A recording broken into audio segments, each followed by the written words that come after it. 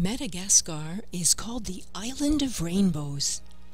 It is known for its diverse ecosystems, for its rainforests, for its unique plants and trees, for its rare endangered creatures, and for its poverty. It is also called the Forgotten Island. Perhaps that's why people often ask us, where is Madagascar? The island of Madagascar is located east of the southern tip of continental Africa. The question that they ask next is, why work there? Why Madagascar? It's an important question. Madagascar is one of the world's poorest countries.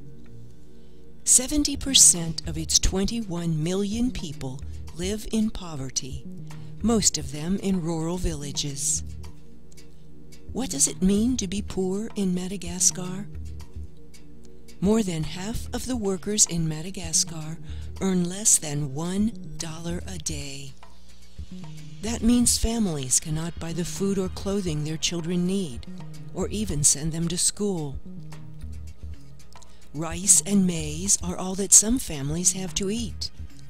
That means many children and grown-ups are hungry all the time. Only 40% of the people of Madagascar have access to clean water. That means no water faucet in the house and no clean water nearby. Only 11% of the people have access to safe sanitation. That means no toilet and no bathtub in your house. About half the grown-ups cannot read or write, and in some areas, women and men have never had a chance to go to school. That means parents cannot read to their children or help with homework or even get jobs. Fewer than half the children of Madagascar will attend school through the 5th grade. They will never finish grade school, never go to high school, and never have a chance to find a job that will help them get beyond poverty. If you are poor in rural Madagascar, you may have to walk miles to go to a clinic if you are sick. That means you may not be able to see a doctor or nurse or get the medicine you need to get well. Can you imagine what it would be like to experience these things? Why work in Madagascar?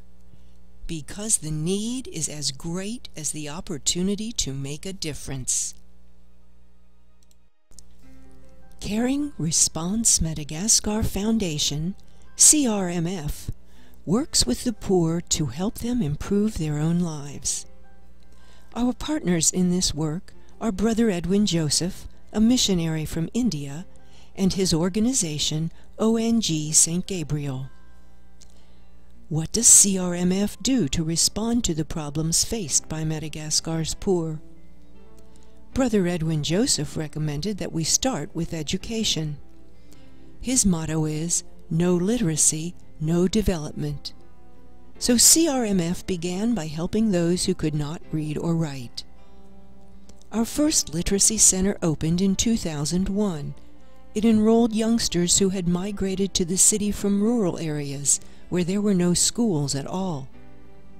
Soani Mianatra became their slogan. It means learning is wonderful. Women in urban neighborhoods noticed as teenagers attended classes. They too wanted to learn, so the literacy program expanded. Today, CRMF funds 15 literacy centers.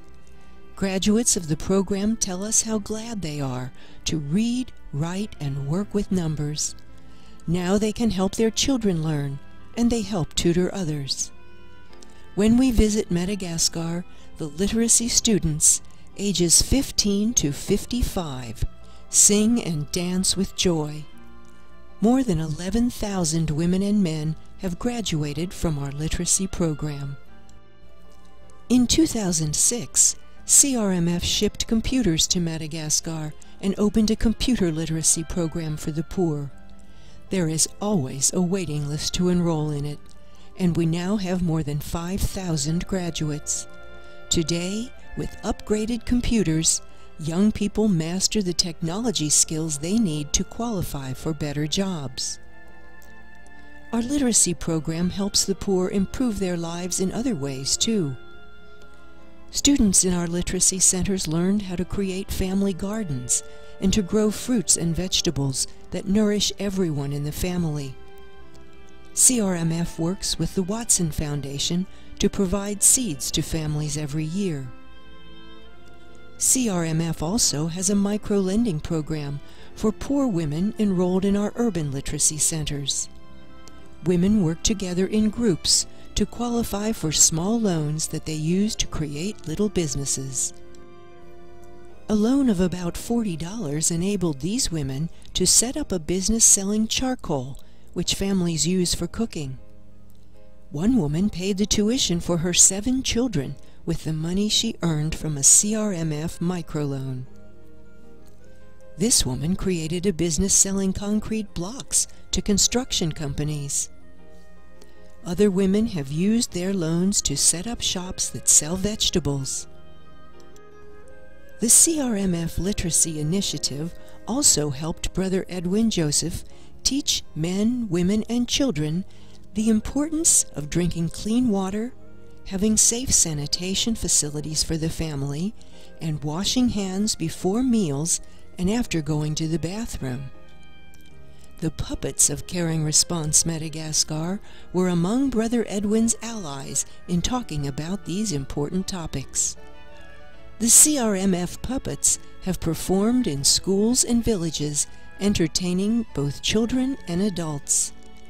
Their popular storylines include dramas about preventing disease by using clean water, family latrines, and good hygiene.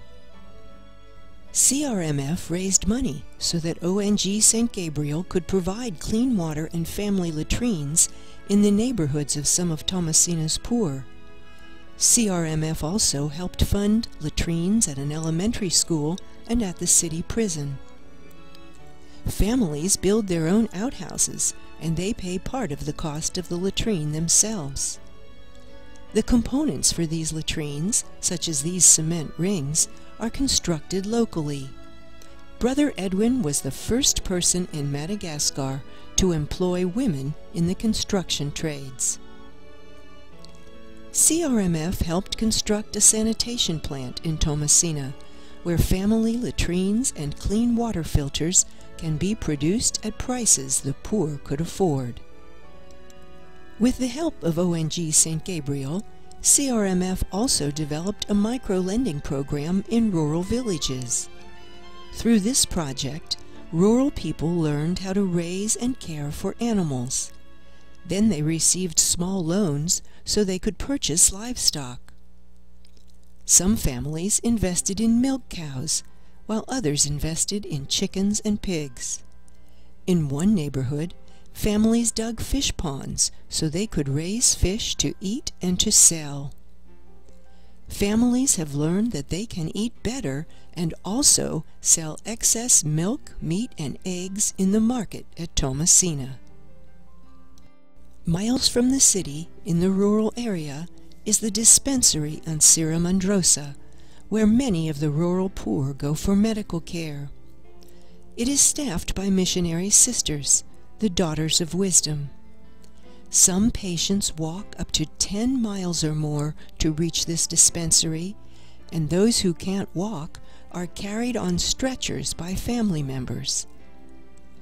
The sisters treat a wide range of medical problems, from cuts and bruises to malaria, tuberculosis, and leprosy. In 2012, the sisters cared for more than 11,000 patients. CRMF has funded many projects at the dispensary, including construction of a modern laboratory to help the sisters diagnose and treat medical problems.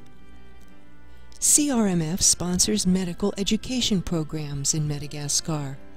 Our teaching program helps doctors and midwives learn how to handle emergencies that arise when women have babies, and when new babies have trouble breathing.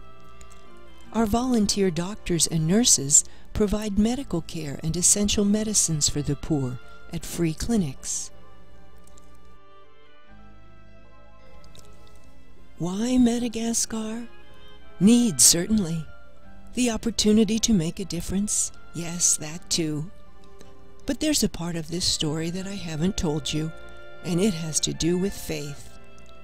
In 1999, my then 20-year-old son told me he wanted to work with the poor in Africa. I said to him, "David, if that's where God wants you, the way will open before you." A week later, David left to study in France.